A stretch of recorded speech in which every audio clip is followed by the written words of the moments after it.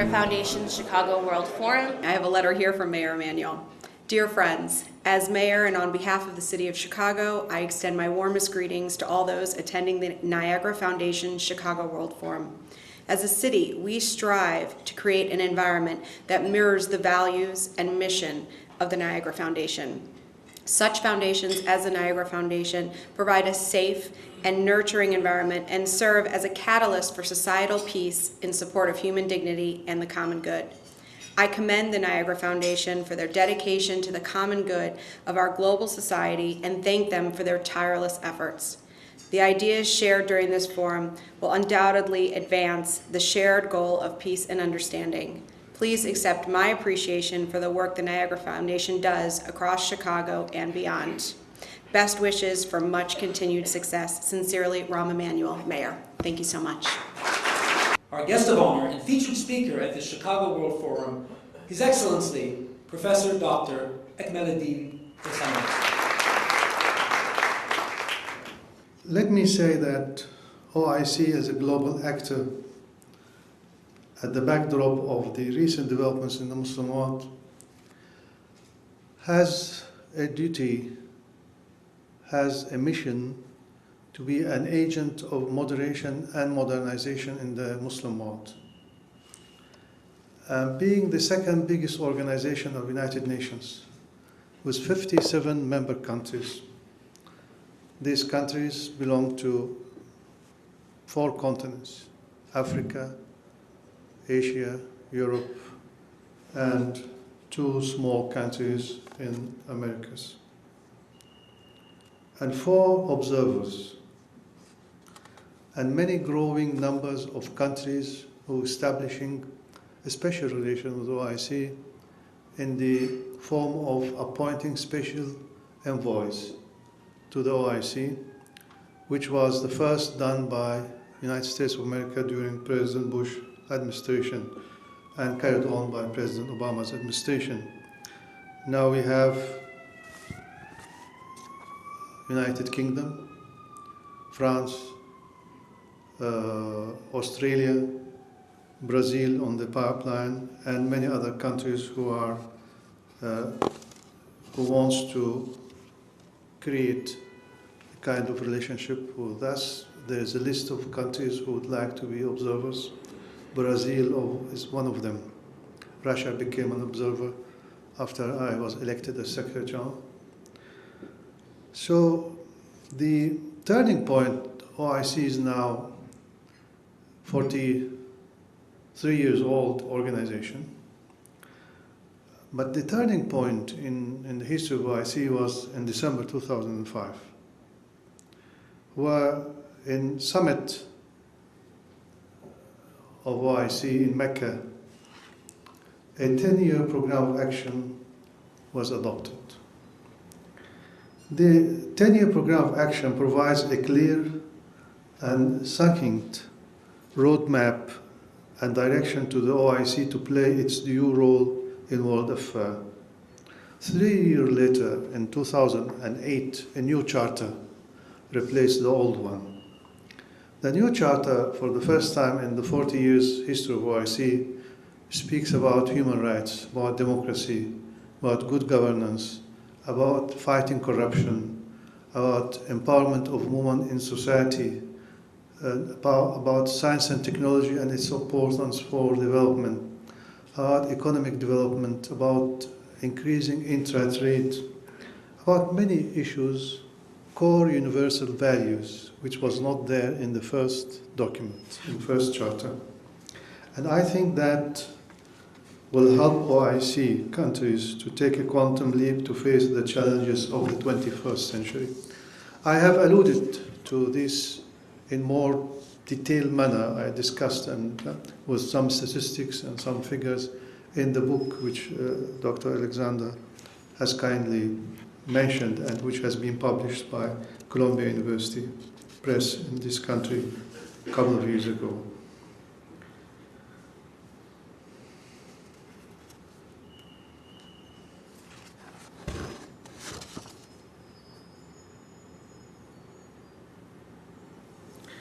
We also think that we need to be a factor, to be a global player, global actor in global affairs. We were not oblivious to the fact that it would not serve our purpose to be selective or to remain passive on burning issues, in particular those that impact the member states. We therefore took the decision to move from being active to being proactive and taking a constructive and pragmatic approach to peaceful resolution of issues. One of the most difficult issues facing the global community today is the scourge of terrorism. OIC principal position here is that terrorism in any form has no place in human life, and nothing can justify the use of terrorism. Its adherents do not belong to any religion. Our commitment to combat terrorism in its forms and manifestations is solid and determined. However, our efforts to combat terror have come with a heavy price tag. Just taking a numerical viewpoint, you will see that OIC member states are among the worst victims of the terrorist attacks at the cost of thousands of innocent lives. The advent of the 21st century has witnessed an outburst of religious extremism and intolerance that pose a clear and present danger to global peace and security. The primary target of this outrageous phenomenon is the rise of anti-Islam campaign, or what in common parlance is known as Islamophobia. The dangerous implications of Islamophobia is closest to the heart of the OIC, not only because the proponents of this phenomenon are active in inciting hatred, but also because it is subjecting Muslims, particularly those living in non-Muslim countries, to suffer varying degrees of racial discrimination and denial of basic human rights. As a Secretary General, I have used all diplomatic options to counter Islamophobia.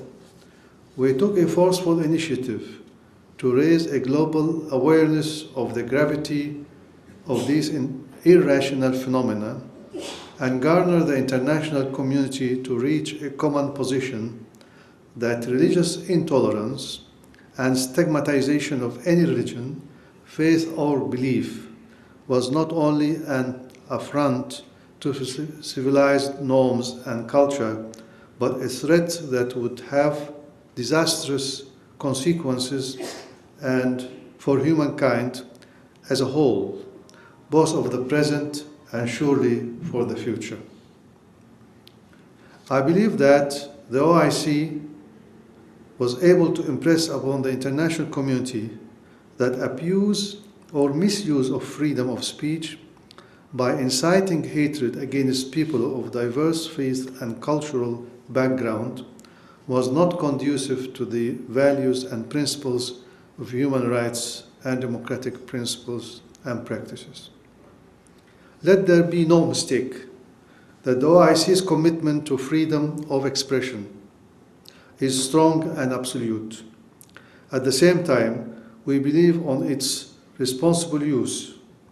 We are witness to the violent backlashes and loss of many innocent lives in different parts of the world as a result of the abuse of freedom of expression. It is worth noting that during such occurrences, the OIC has always played the role that it expected of it, the role of responsible global actor, calling for mutual respect, peace, calm, and restraint, and has succeeded in uniting the voice of the international community. Starting from the despicable cartoons of 2005 to the recently released obnoxious film Issue, the OIC acted responsibly and were never short in condemning both the appalling acts and disproportionate reactions. The UN OIC EU joint statement during the Khartoum crisis, which I initiated in 2006, and the recent, yesterday made joint statement between OIC, European Union, Arab League, and African Union, this joint statement on the derogatory film released which released yesterday, these two documents are examples how the global actors should react to dangerous implications of abuse of freedom of expression. Here you may kindly notice the presence of vicious circle, incitement to hatred and violence under the guise of exercising freedom of expression and violent backlash to such incitement. So you have provocation, and then you have reaction, and each one adds fire, adds oil to fire, fuel to fire, and it comes to a certain point that the whole world is facing a big challenge for its peace and security, and the security of lives of people. And then you have troubles in societies because somebody abused the freedom of expression, abused the freedom of making artistic expressions or film or cartoons or drawing without thinking of the sensitivities of millions of people. And he says, I'm free to do whatever without understanding that every freedom goes with responsibility. There is no freedom without responsibility, and this goes from Jean-Jacques Rousseau to our time. This is the same. Freedom goes hand in hand with responsibility, moral responsibility at least. So we have to get out of this vicious circle. We in the OIC felt the need to break this vicious circle and wanted to do so by bringing all stakeholders on board. As such, the OIC advocated normative approach to make the abusers of freedom of expression to take responsibility of the provocation and incitement on their part.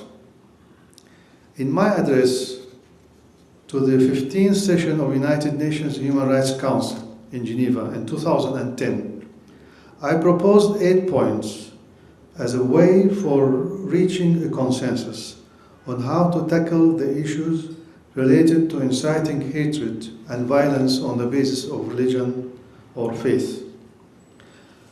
I was happy that my proposals contributed substantially to the unanimous adoption of OIC-sponsored United Nations Human Rights Council Resolution 1618, entitled, and I quote, "Combating intolerance, negative stereotyping, stigmatization of and discrimination, incitement to violence, and violence against persons based on religion or belief." End of quotation.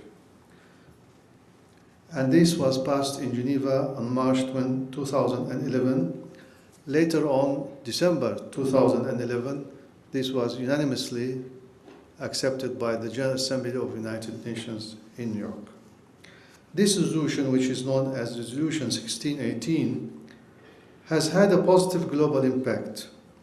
Foreign ministers of both OIC and non-OIC countries, including European Western countries, and representatives of international organizations, including the High Representative of the European Union, responded to the joint initiative taken by me and the United States Secretary of State, Secretary Hillary Clinton, to meet in Istanbul in July 2011 to launch the Istanbul process, with a view to implement the operative decisions of 1618. The first expert meeting and that met, and it was a successful start for such a process. According to this process, the first expert level meeting of the Istanbul process was held at the United States State Department in Washington, D.C., December last year. And the second meeting is to be hosted by European Union, is scheduled to be held in London later this year. I'm aware of the skeptics on both sides who would like you to believe that 1618 was a surrender. I am accused from our extremists that this is surrender to the West. And I see on many bloggers saying that this was a surrender by Mrs. Clinton or by Obama's administration. So I would like to address this both to say that the unanimous passage of these two resolutions, 1618 in Geneva and 16167 in New York, and the subsequent resolutions had a unanimous global acceptance. It is not that some part gave concessions to other part. We, on the behalf of the Muslim world, gave concessions to the Westerns, or the Westerns gave us concessions. This is a consensual, unanimous decision, and I call you to examine this text of 1618 carefully and see how we need to build on it. Now, when we're facing our extremists on both sides, with the film or the cartoons or the new cartoons, and we see the backlash from extremists from other side, we feel that as reasonable people we have to come and to build on the achievements we have already managed to do since the first cartoon crisis in 2005.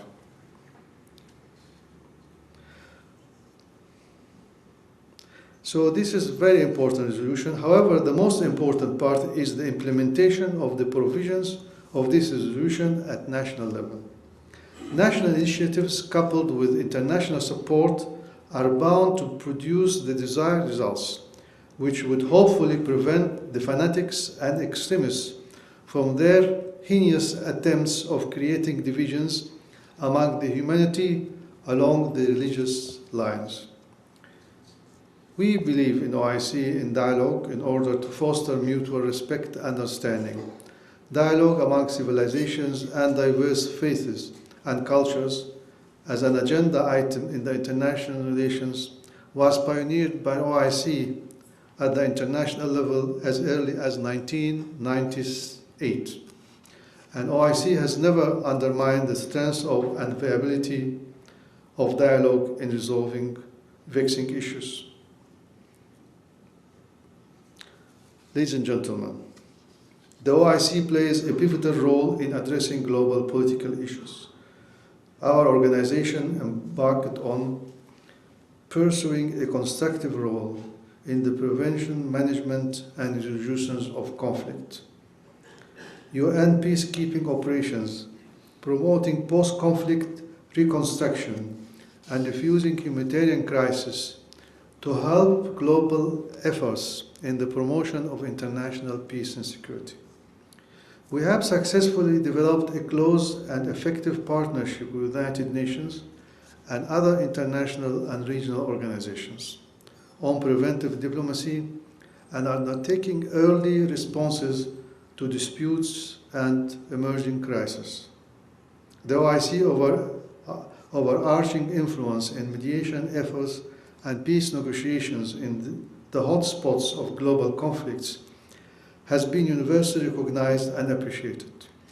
The OIC peace initiatives on the recent uprisings in some of the Arab countries contributed substantially to global efforts.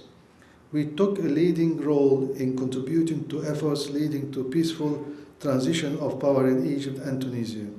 We joined the international community efforts for peaceful resolution of Libyan crisis.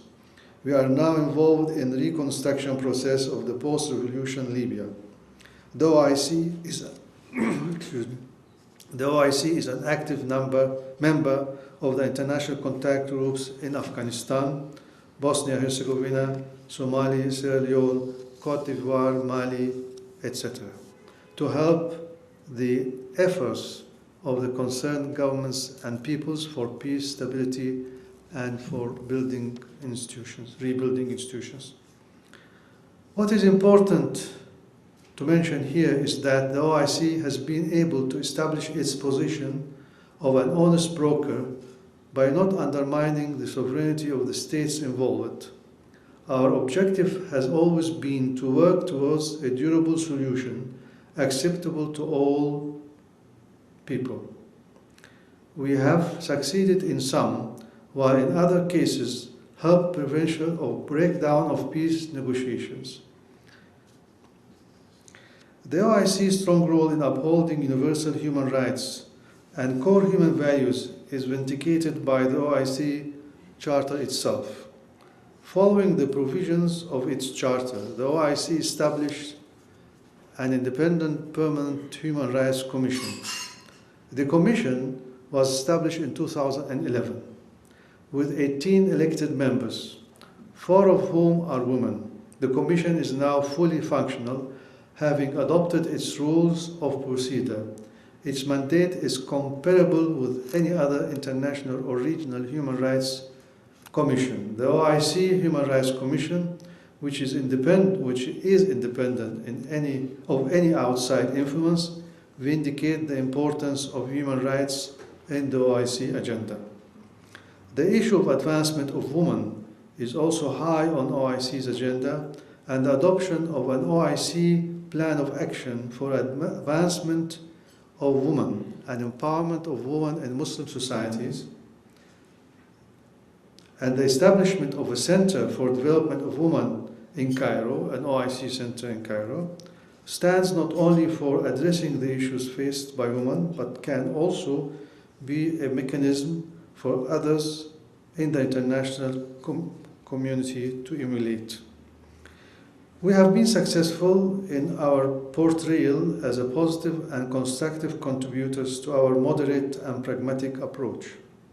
Our sincerity and our commitment are vindicated by increasing interest being shown by non-OIC governments to appoint special envoys to OIC.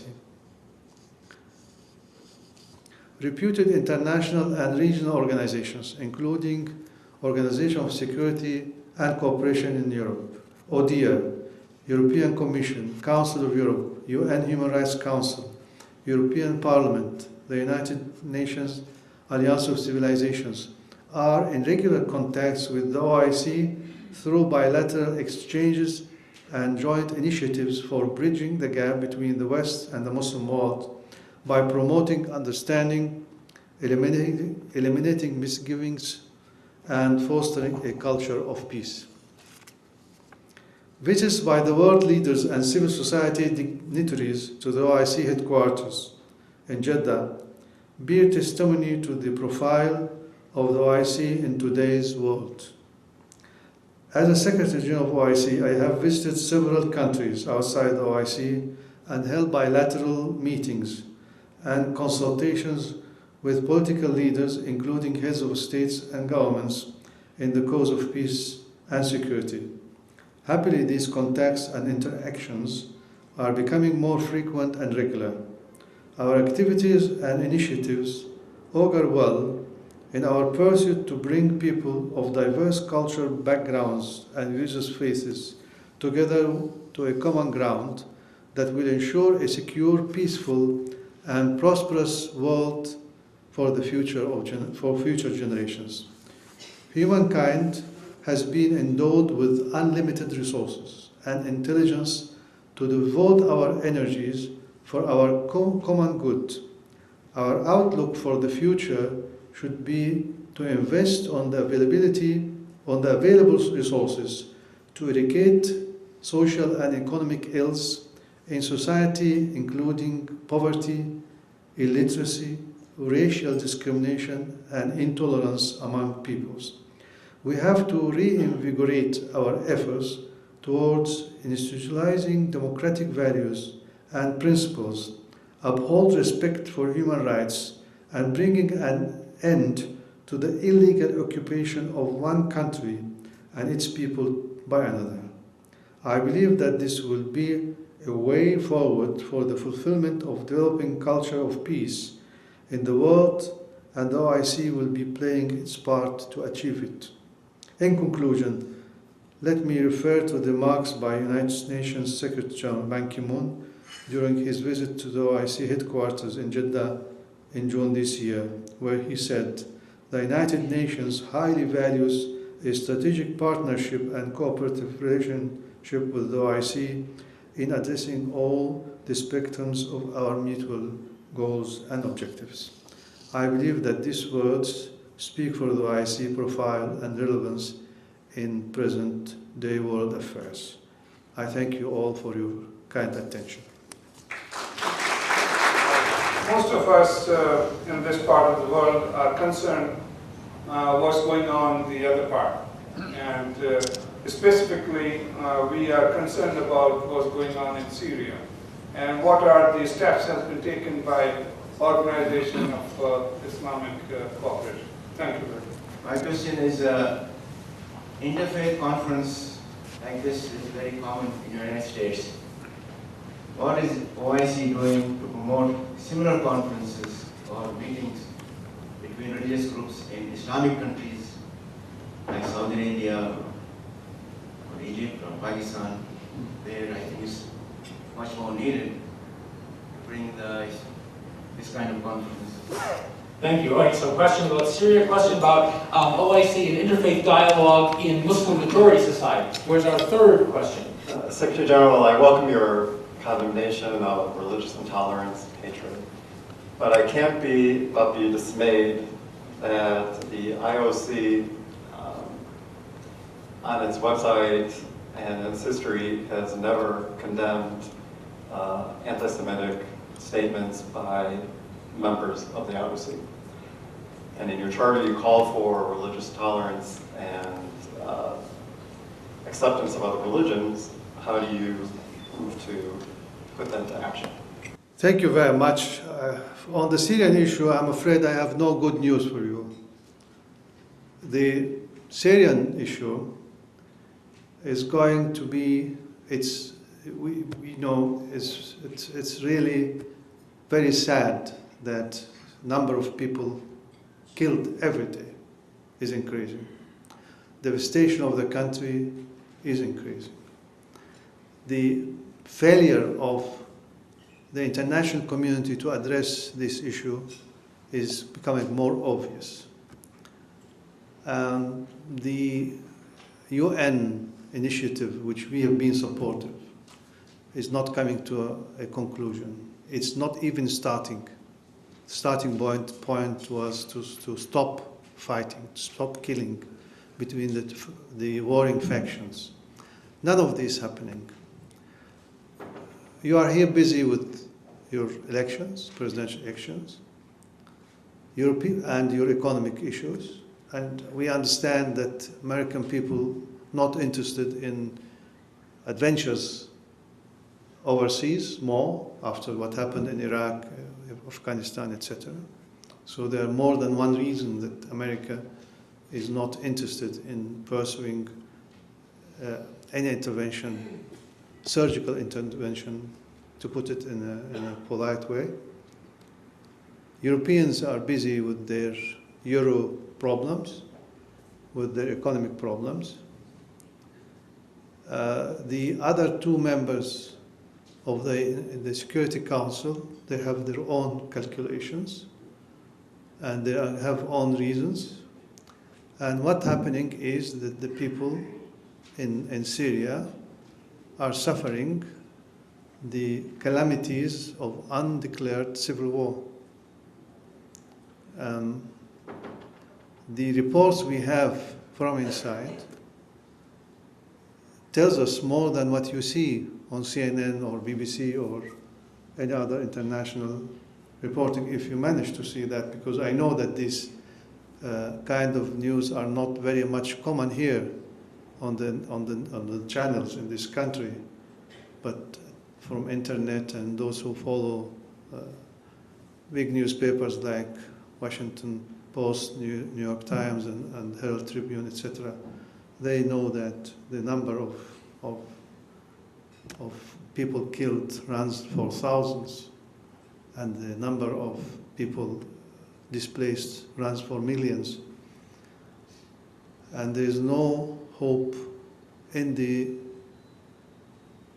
close future to see any breakthrough. The two hopes I have, the first is related to Mr. Al-Akhdar Ibrahimi, the new appointed Special Envoy of the United Nations and Arab League, that being a man of the area, being a man of good experience in the area, and being a good diplomat in solving many acute problems, that he might succeed in starting a political process. My second hope, which I really need people to consider seriously, is that there is a need for those who are supporting the Syrian regime and those who are supporting the opposition, the two fighting factions, that these two groups of nations make an understanding among themselves and put a pressure on two parties to stop killing first, to have a ceasefire, If we have a ceasefire, then we can work on the different items of the agendas. Otherwise, it will be a protracted, it will be long fighting, and the fire will not stay inside Syria. The fire already has spilled over to neighbors, and more fire will spill over to other parts of the country, of the region. And this is not for the interest of any country in the region. It's not for the interest. We need to have a way out for peaceful coexistence in the Middle East, including everybody. If we cannot solve the problems in the Middle East, the rest of the world will always be suffering in a way or another. You cannot say that we are far away here between two oceans, and at least you will be suffering with the rise of the oil or the shortage of oil, whatever it is. It will suffer. Everybody will suffer. We need to think of new ideas for the Middle East. We have a lot of experience, failed experience, but we can make out of this failure a new success.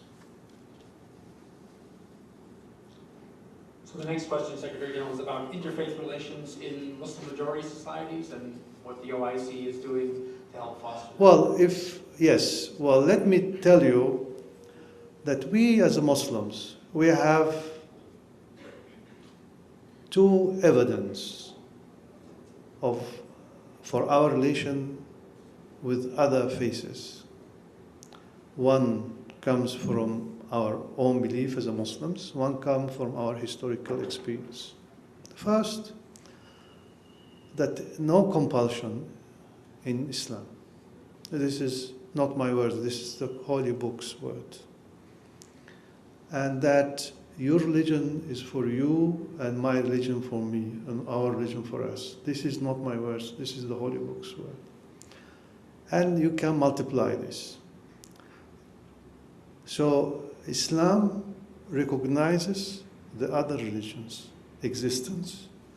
Islam recognizes Jesus, Moses as prophets and recognizes them that they receive the divine word of God, and that these people are the people of the book, means the people of revealed books, and they are accepted as legitimate religions. And I don't want to go more on this religious aspect. Historical aspect.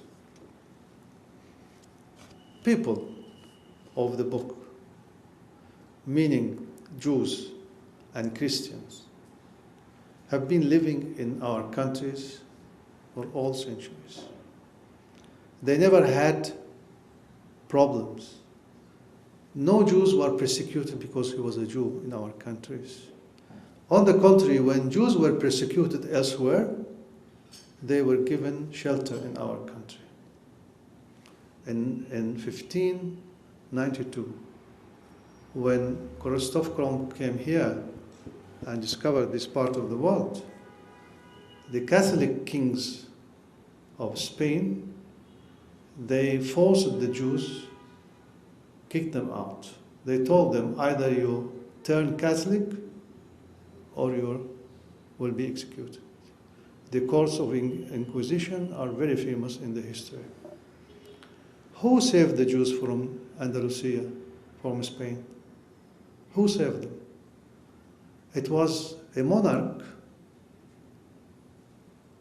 of a country which represented Islam. It was the Sultan of the Ottoman Empire, the Caliph of Muslims, who sent the Ottoman Armada to Spain and evacuated the Jews and let them settle in different parts of the Ottoman Empire.